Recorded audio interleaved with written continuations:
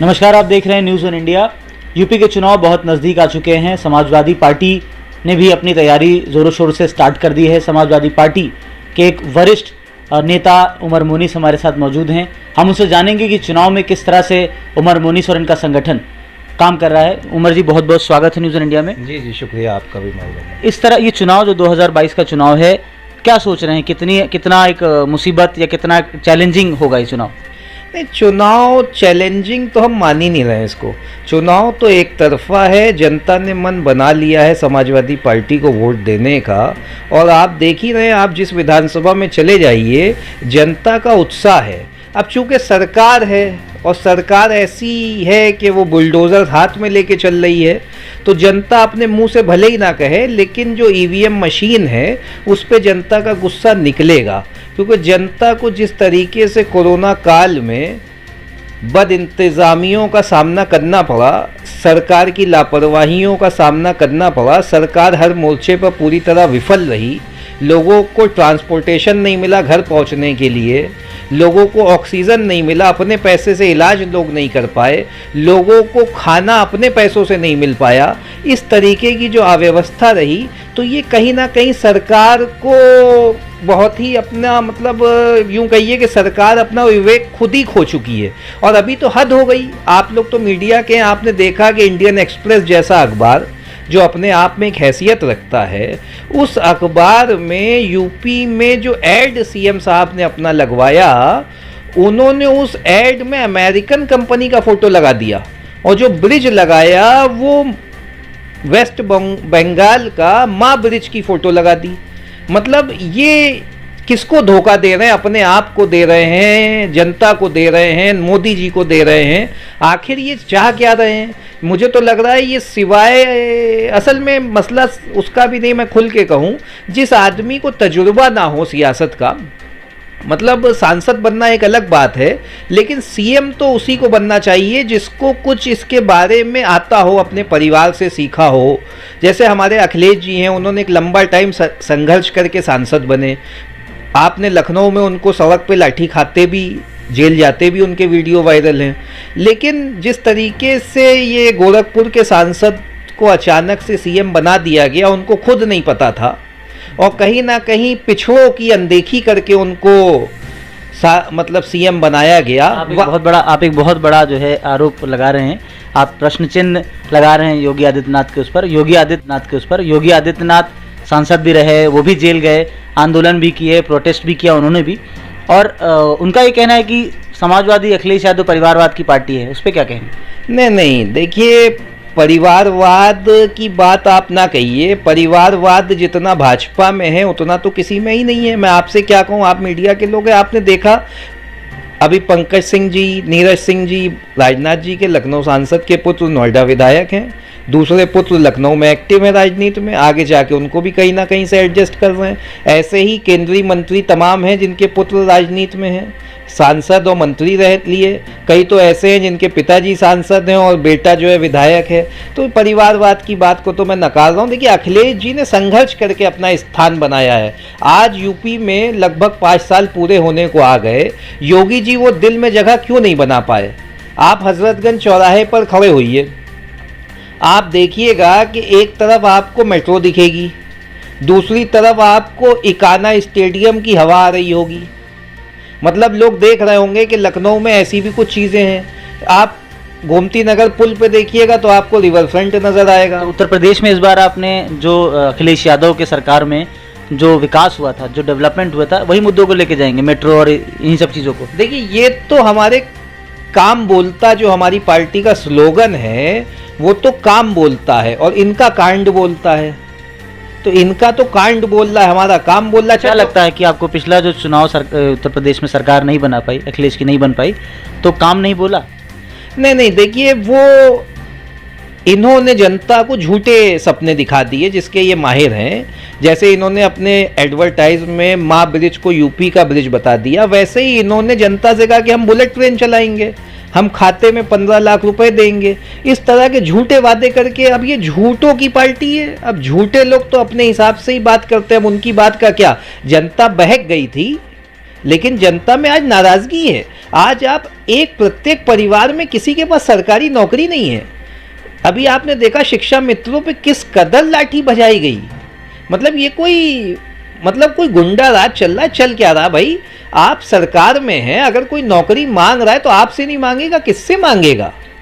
ये मैं बताना चाहूँगा अपने दर्शकों को कि उमर मोनीस जो है काफ़ी लंबे समय से, दशकों से समाजवादी पार्टी में कई आंदोलनों से जुड़े रहे, कई संगठनों में ये इनका एक्टिव पार्टिसिपेशन रहा। ये मुस्लिम व्यापार मंडल के भी राष्ट्रीय अध्यक्ष भी हैं। आप अपनी इस पूरे जो कार्यकाल आपका जो ये रहा पूरा, जब तक आपकी राजनीति में आप आए, कदम रखे समाजवादी से, अभी तक आप इसी पार्टी में हैं, कैसे देखते हैं? और एक चीज़ और मैं सवाल पूछना चाहूँगा कि उत्तर प्रदेश लखनऊ मध्य विधानसभा से आप अपनी दावेदारी पेश कर रहे हैं, कितना आसान लगता है ये रास्ता? नहीं, देखिए, टिकट मांगना हर कार्यकर्ता की मतलब ये उम्मीद होती है, राजनीति का एक मकसद होता है कि हम एमपी एमएलए बने। ये एक हर कार्यकर्ता की ख्वाहिश होती है। चुनाव में टिकट मैंने 2012 में भी मांगा था। 17 में पार्टी ने ये कहा था जिस सीट पे एमएलए है वहाँ से आवेदन नहीं लिया जाएगा, इसलिए मैंने 17 में नहीं मांगा था, और ये सीट भी गठबंधन में कांग्रेस के पास चली गई थी। बाद में किसी वजह से फिर सपा का कैंडिडेट अचानक आ गया यहाँ पर, तो वो तो एक अलग परिस्थितियाँ थी। अब की हमारा मतलब भाजपा की सीट है ये, इसलिए, और बाहरी कैंडिडेट हैं जो ब्रजेश पाठक हैं यहाँ से एमएलए, और वो कैबिनेट मंत्री भी हैं और बाहरी भी हैं, और उन्होंने ऐसा कोई खास उपलब्धि भी नहीं है। उनकी जनता में नाराज़गी भाजपा के लिए है ही है। हमारी विधानसभा में सिविल हॉस्पिटल भी आता है, बलरामपुर चिकित्सालय भी आता है, किंग जॉर्ज मेडिकल कॉलेज भी आता है, मेडिकल कॉलेज का यूनिवर्सिटी कहिए उसको, लोहिया भी इसी में आता है। इतने बड़े बड़े हॉस्पिटल हमारे विधानसभा में आते हैं, लेकिन अगर आप अपनी आईडी लेके उन अस्पतालों में चले जाइए तो गेट पे आपको दम तोड़ते मरीज नजर आएंगे जो अपने पैसे से भी इलाज नहीं करा पा रहे। आज ही का मैं एक किस्सा बता दूं, एक फादर अपने 1.5 साल के बच्चे को लेकर पीजीआई की चौखट पे 8 दिन से पड़ा है और उसको बेड नहीं मिल पा रहा है। अब बताइए, 1.5 साल के बच्चे का इलाज नहीं कर पा रही है सरकार, पूरा प्रदेश डेंगू से, बुखार से पता नहीं कैसे करा रहा है, और ये अपना पुल के ऊपर फर्जी फोटो लगा के हाथवा हिला रहे हैं। शाइनिंग इंडिया, कल वो अलीगढ़ में आए, पता नहीं क्या कह के चले गए। मतलब जो बेसिक समस्याएं उस पर ध्यान नहीं देना है, लफाजी की बातें करनी है। मध्य की जनता की अगर बात करें तो काफ़ी लोग, मुझे लगता है कि ब्रजेश पाठक कानून मंत्री हैं, उनके काम की सराहना भी कर रहे हैं। और क्या लगता है आपको इस विधानसभा क्षेत्र में क्यों विकास नहीं हुआ और क्या विकास नहीं हुआ? नहीं, यहाँ विकास की बात जैसे सराहना आपने कहा, मुझे तो लग रहा आप भी उनकी भाषा बोल रहे हैं। आप जनता में चले जाइए, सड़क पे अजब नाराजगी का आलम है। राजधानी है, लाइट व्यवस्था दुरुस्त नहीं, सफाई जो मूलभूत समस्या हमारी विधानसभा में घटना हो गई। आप पता कीजिए, हमारी विधानसभा का वार्ड है डालीबाग, राजा राम मोहन राय वार्ड है, उसमें गोखले मार्ग है, आपका जॉपलिंग रोड है, मतलब 10-90 चौराहे से मिलता हुआ वो वार्ड है। सबसे मतलब कह लीजिए पॉश इलाका हमारी विधानसभा का, और उसमें गंदे पानी से अभी पता नहीं कितने बच्चे मर गए। मुझे तो लग रहा है सरकारी हत्या कहिए आप इसको। हमारी सरकार, कैबिनेट मंत्री लखनऊ में 2-2, 3-3 है मुझे लगता है, और डिप्टी सीएम दिनेश शर्मा साहब हैं, वो कई साल मेयर भी रहे हैं लखनऊ के। एक गिलास सादा पानी तो पीने का पेयजल तो ये मुहैया नहीं करा पा रहे हैं। ये क्या विकास की बात करेंगे? इनको तो नैतिकता के आधार पे शर्म आनी चाहिए, इस्तीफा दे देना चाहिए। मानता हूँ कि अगर आपको समाजवादी पार्टी टिकट दे देती है तो ब्रजेश पाठक के खिलाफ चुनाव लड़ना कितना बड़ा चैलेंजिंग लग रहा है आपको? नहीं, मैं उनको कोई चैलेंज ही नहीं ले रहा। वो कोई हमारे यहाँ के होते तो मैं उनसे चैलेंज की बात करता हूँ। तो बाहरी थे, लहर आ गई, झूठे वादों की, जीत गए। अब की तो उनकी जमानत जब्त हो जाएगी। हमारे सामने जनता ने तो मूड बना लिया है सपा को जिताने का। अगर आपको टिकट मिलता है तो किन मुद्दों को लेकर आप चुनाव लड़ेंगे? देखिए, जो विधानसभा का चुनाव होता है ये प्रदेश स्तर के मुद्दों पे होता है। इसमें विकास जो होता है वो प्रदेश के विकास के साथ ही विधानसभा को जोड़ा जाता है। इसमें पर्टिकुलर विधानसभा की समस्या नहीं है। विधानसभा की जो समस्याएं हैं वो बेसिक, ये मैंने भी जैसे जिन अस्पतालों का जिक्र किया, जब मैं विधायक बनूंगा तो मैं आपसे बता रहा हूं कि चूंकि मेरी विधानसभा में है तो मैं अपना एक हेल्प डेस्क उन अस्पतालों में लगाऊंगा जो 24/7 एक कॉल सेंटर की तरह मेरा आदमी वहाँ रहेगा, जिसमें मैं डेली वहाँ विजिट भी करूँगा और जनता को मेन जो अस्पताल में इलाज चाहिए वो मैं सुनिश्चित कराऊँगा उसको मुहैया कराना। ये मतलब सबसे बड़ी बात है जो आज आदमी मतलब सरकारी अस्पतालों में पैसे खर्च करके इलाज नहीं कर पा रहा है। आप लारी कार्डियोलॉजी चले जाइए, वहाँ जिस तरीके से भाषा यूज़ की जाती है, मतलब आप जाएंगे इलाज कराने, वहाँ जैसे आपने मतलब कोई गुनाह कर दिया, वहाँ सरकारी कर्मचारी अजब अव्यवस्था का आलम होगा, गंदगी का। आप देखेंगे तो गार्ड जो वर्दी में होगा, सिक्योरिटी गार्ड, वो आपका ब्लड प्रेशर नाप रहा होगा। कहीं ऑक्सीजन सिलेंडर कोई चपरासी, कोई पोछा लगाने वाले से बंधवा रहे होंगे। मतलब अव्यवस्था है, सरकार का कोई विवेक ही नहीं है। अब इन चीज़ों पे तो मुझे लगता है कि जनता त्रस्त है और हम लोग क्योंकि संघर्ष के लोग हैं। पानी साफ नहीं आ रहा। आप जिस घर में बैठे हैं, अगर मैं अभी आपसे कहूं कि टोटी खोल के नल चेक कर लीजिए तो पानी पीले कलर का आ रहा है, मतलब पिया नहीं जा सकता, बदबू आ रही है। अब हमारे पास संसाधन है यूं कह लीजिए, तो आरओ आ गया, अब हर आदमी आरओ कैसे लगाएगा? हमें तो सरकारी जो पानी है वही आरओ वाला देना है। मतलब हमें तो शर्म आती है कि अगर हम साफ पानी पी लेते हैं बिस्लरी का और जनता नहीं पी पा रही है तो इससे बुरी बात नहीं हो सकती हमारे लिए। अब इसीलिए हमें विधायक बनना है कि हम कम से कम पानी तो पिला दें, और अगर हमारी सरकार बनेगी तो हम रोजगार भी दिलवाएंगे लोगों को, नौकरियां भी दिलवाएंगे। पिछले जो ये लॉकडाउन लगा, पिछले फर्स्ट वेव फिर सेकेंड वेव में, एक विपक्ष के रूप में आप अगर इस विधानसभा की दावेदारी भी पेश कर रहे हैं, विपक्ष के रूप में आपने किस तरह से जिम्मेदारी अपनी निभाई? देखिए, अब हम उसको कहता तो नहीं चाहिए, लेकिन वो जनता को पता है कि हमने किस तरह से लोगों की मदद की। अब हम लोगों का मिजाज ये नहीं है कि हम मदद करके उसकी एडवर्टाइजिंग करें, लेकिन आप फुर्सत से बैठिएगा तो तमाम तस्वीरें हैं मोबाइल में जो हमारे साथियों ने खाना भी बांटा है, मतलब जितनी भी मदद लोगों के घरों में राशन भी पहुंचाया है। हम मतलब उस पर ये नहीं कहेंगे कि वो मैंने किया, लेकिन एक टीम थी हमारी जिसने बहुत मतलब व्यापक स्तर पे हमारे क्षेत्र में अगर किसी को परेशानी हुई है, तो अगर किसी ने हमसे कांटेक्ट किया कि उसको ये दिक्कत है, तो उसके यहाँ हर संभव मदद पहुँची है। समाजवादी पार्टी अखिलेश जी के निर्देश पे उसके यहाँ जितनी मदद हो सकती थी वो पहुँची है।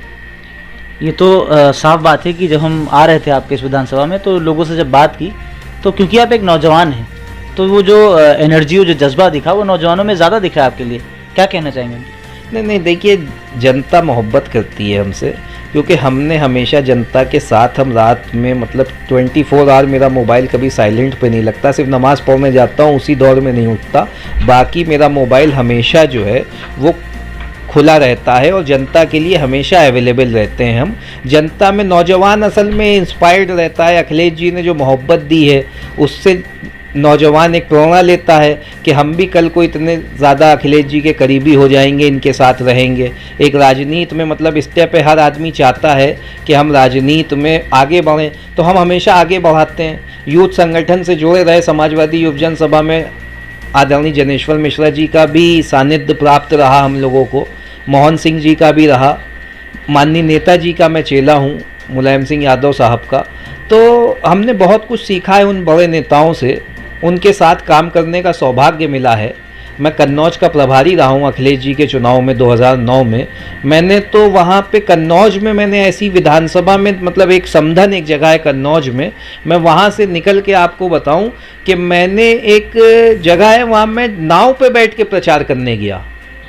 तो जनता में ये चीज़ें देखकर एक उत्साह होता है कि एक नौजवान साथी हमारा मतलब बेलौज आपके लिए लगा। मुझे लगता है यूपी में जो बाढ़ का जो असर दिख रहा है, इस बार भी आप तैयार हैं कि नाव पे सफ़र करके गांव-गांव जाके प्रचार करेंगे? नहीं, देखिए, उस टाइम पे तो बाढ़ नहीं रहेगी, लेकिन आगे जब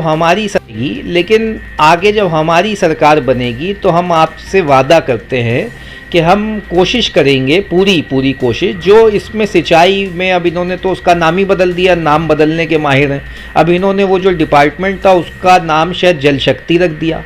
अरे भाई, विभाग से कुछ काम हो जाते, अगर बांध वांध ठीक से बन जाते तो ये बाढ़ की नौबत नहीं आती, लेकिन आपने तो विभाग का नाम बदल दिया। आप तो अजब टाइप की बात कर रहे हैं, मेरी समझ में नहीं आ रहा किस टाइप के लोग हैं। लोग देश का भविष्य हैं। आप अपने बीच में जो काम करने वाले लोग हैं उनको आगे लाइए।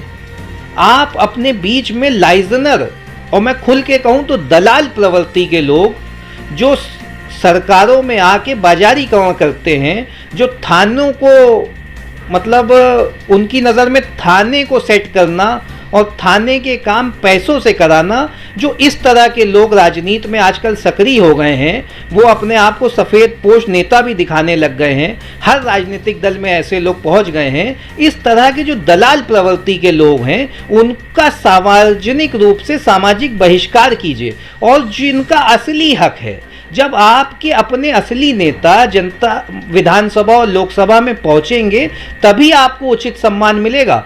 अगर इस तरीके के असामाजिक तत्व सदन में पहुंच जाते हैं तो फिर उसका खामियाजा फिर 5 साल भुगतना पड़ता है, जैसे आजकल भुगतना पड़ रहा है। तो ये थे उमर, जिन्होंने बताया, उमर मोनिस जी ने, कि जिन्होंने बताया कि इन्होंने इंटरनेशनल मुद्दों को लेकर भी प्रोटेस्ट किया है, यहाँ प्रदेश में भी कई मुद्दों को लेकर प्रोटेस्ट किया है। हम उम्मीद करेंगे कि इस विधानसभा से इनकी दावेदारी पक्की हो और अबकी के जो प्रोटेस्ट हैं पूरे प्रदेश में, ये अपनी सरकार को जिताने में कामयाबी हासिल करें। कैमरा पर्सन अनीस के साथ मैं इरफान, न्यूज़ 1 इंडिया, लखनऊ।